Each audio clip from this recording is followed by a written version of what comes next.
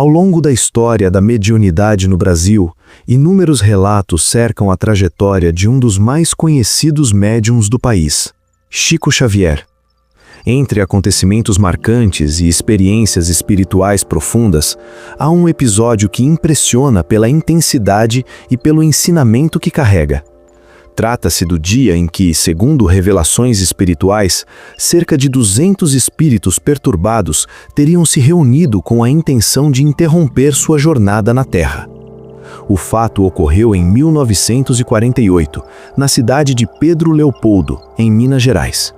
Chico estava então com 38 anos de idade.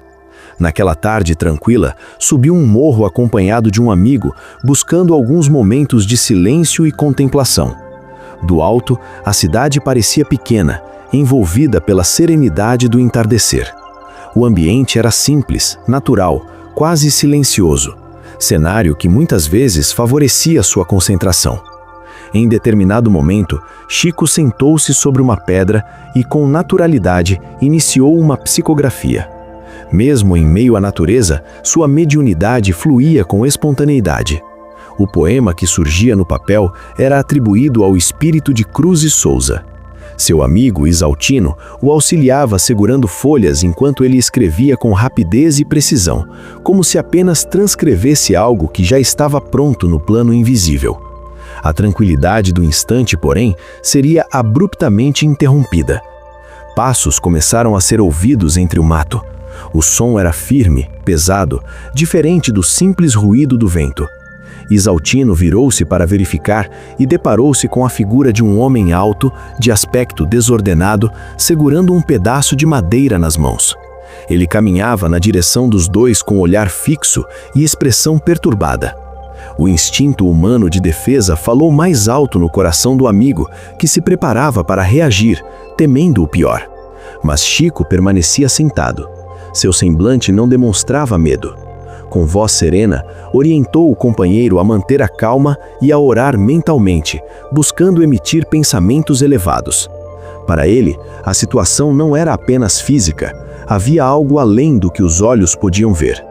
O homem aproximou-se até poucos metros de distância, falava palavras desconexas, mencionando algo sobre uma luz nas pernas de Chico. Sua fala era confusa, como alguém sob forte influência emocional ou psíquica. A tensão era evidente. Ainda assim, Chico manteve a postura tranquila. Em tom respeitoso, aconselhou o homem a retornar para casa, descansar e buscar paz. Não houve confronto, não houve agressão. Após alguns instantes que pareceram longos demais, o homem simplesmente se virou e começou a se afastar, caminhando de volta pelo mesmo caminho de onde havia surgido. Isaltino permanecia perplexo, tentava compreender o que acabara de acontecer. A cena por si só já era impressionante, mas algo chamou ainda mais sua atenção. À medida que o homem caminhava, o mato ao redor dele se curvava, como se estivesse sendo pisoteado por muitas pessoas ao mesmo tempo. Num raio de alguns metros, a vegetação parecia ser comprimida por uma força invisível. Quando tudo voltou ao silêncio, Chico explicou calmamente o que, segundo sua percepção mediúnica, havia ocorrido. Aquele homem era também um médium, possuidor de faculdades espirituais intensas, mas que não cuidava devidamente de seu equilíbrio interior. Durante o sono, teria sido influenciado por espíritos profundamente perturbados, que o conduziram até ali com a intenção de atingir Chico e seu amigo. Não se tratava de maldade consciente da parte do homem. Ele era instrumento inconsciente de uma ação espiritual negativa. A referência à luz nas pernas tinha explicação. Enquanto psicografava, Chico estava amparado por benfeitores espirituais que projetavam intensa vibração luminosa sobre o papel. O homem, sob influência espiritual, percebia aquela luminosidade, mas não compreendia sua origem. Quanto ao fenômeno do mato amassado, a explicação foi ainda mais impressionante. Segundo Chico, os espíritos que acompanhavam o homem eram numerosos, aproximadamente 200.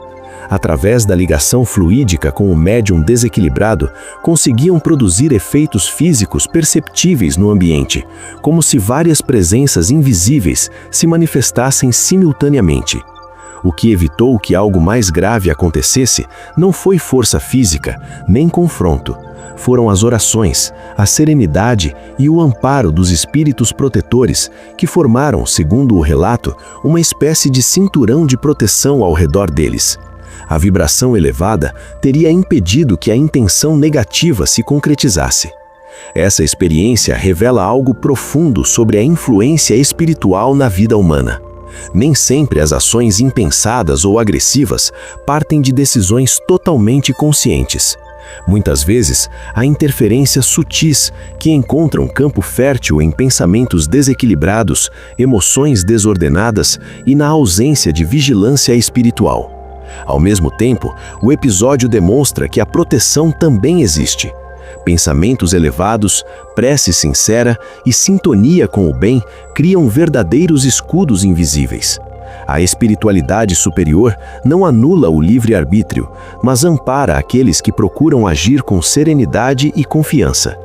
O alto do morro voltou ao silêncio naquela tarde. O vento retomou seu som suave entre as folhas. A cidade permanecia ali, aparentemente igual, mas para aqueles dois amigos, algo havia sido profundamente revelado. O mundo invisível não está distante. Ele interage, influencia e responde à qualidade das vibrações que cultivamos. E aquela não seria a última vez em que forças espirituais tentariam interferir na missão daquele médium que dedicou a vida à caridade e ao consolo. Depois daquele episódio no alto do morro, Chico retornou para casa em silêncio, mas interiormente em oração. Não havia revolta, não havia medo, havia apenas compreensão. Para ele, a vida espiritual não era um mistério distante, era uma realidade constante, presente em cada pensamento e em cada atitude humana. O ocorrido não foi interpretado como perseguição pessoal, mas como consequência natural da missão que abraçara. Quanto maior a luz que alguém se dispõe a acender, maiores também são os desafios que surgem ao redor. A claridade incomoda aqueles que ainda caminham nas sombras do próprio desequilíbrio. Os espíritos que tentaram influenciar aquele homem não eram entidades poderosas no sentido divino da palavra. Eram consciências profundamente perturbadas, carregando mágoas, revoltas e sentimentos cristalizados ao longo do tempo. Muitos deles, segundo explicações posteriores, estavam vinculados a experiências do passado, alimentando ressentimentos que ultrapassavam a compreensão imediata da vida atual. Essa revelação amplia a reflexão sobre responsabilidade espiritual. Nenhuma influência negativa acontece por acaso, ela encontra sintonia. Pensamentos reiterados de irritação, orgulho ou desequilíbrio criam brechas vibratórias. Da mesma forma, pensamentos elevados constroem pontes de proteção. O homem que foi conduzido até o morro era descrito como alguém dotado de sensibilidade mediúnica intensa, porém sem disciplina espiritual. A mediunidade, quando não acompanhada de estudo, vigilância e prática do bem, pode transformar-se em instrumento de sofrimento. Ele não desejava ferir ninguém, era na verdade vítima de sua própria falta de preparo. Esse ponto traz um ensinamento essencial. A mediunidade não é privilégio nem condenação, é ferramenta. Quando bem direcionada, torna-se canal de consolo e esclarecimento. Quando negligenciada, pode abrir espaço para confusão psíquica e influência espiritual inferior. Chico compreendia isso profundamente. Sua rotina era marcada por disciplina, oração, trabalho constante e caridade silenciosa. Ele sabia que não bastava possuir a faculdade mediúnica, era necessário educá-la. A proteção que o envolveu naquela tarde não surgiu de um milagre isolado, mas de uma vida inteira construída sobre bases de fé e serviço ao próximo. Relatos indicam que, após o ocorrido, ele comentou com naturalidade sobre a presença dos cerca de 200 espíritos que acompanhavam o homem. Não mencionava o número como algo sensacional, mas como simples constatação espiritual. Para ele, o mundo invisível era populoso, dinâmico e interligado ao mundo material de maneira constante. É importante compreender que esses espíritos não tinham poder absoluto, eles dependiam da sintonia mental do instrumento humano. Sem afinidade vibratória, não haveria ação. A tentativa fracassou justamente porque encontrou resistência em vibrações mais elevadas. A oração feita ali não foi um ritual formal, foi um estado íntimo de confiança.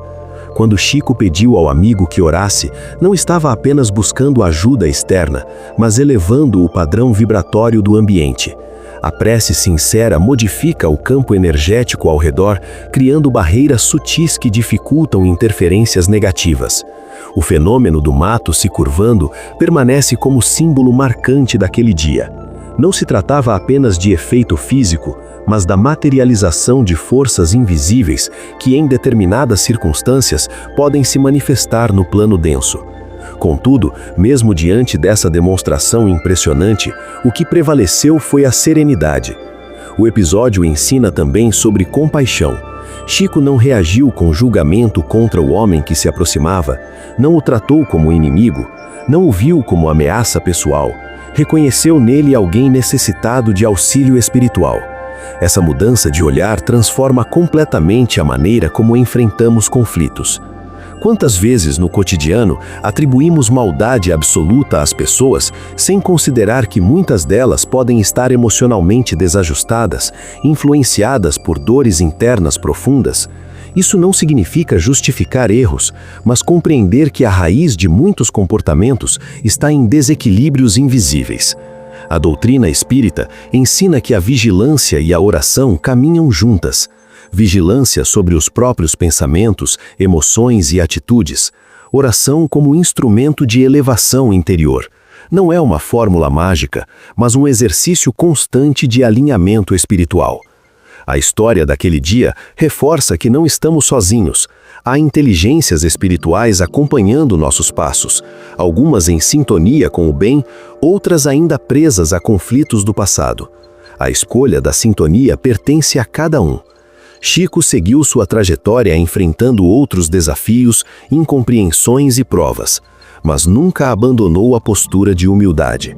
Para ele, cada dificuldade era oportunidade de aprendizado e fortalecimento moral.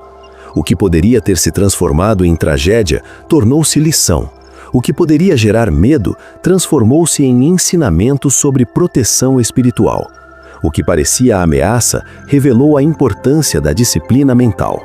A grande mensagem deixada por esse episódio não é de terror espiritual, mas de responsabilidade vibratória.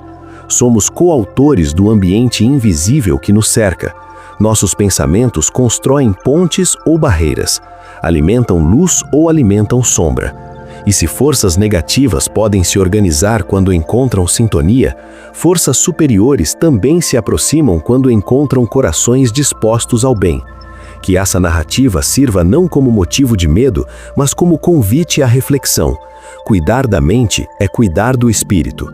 Cultivar serenidade é fortalecer a própria proteção. Praticar o bem é criar alianças invisíveis com aqueles que trabalham pela harmonia.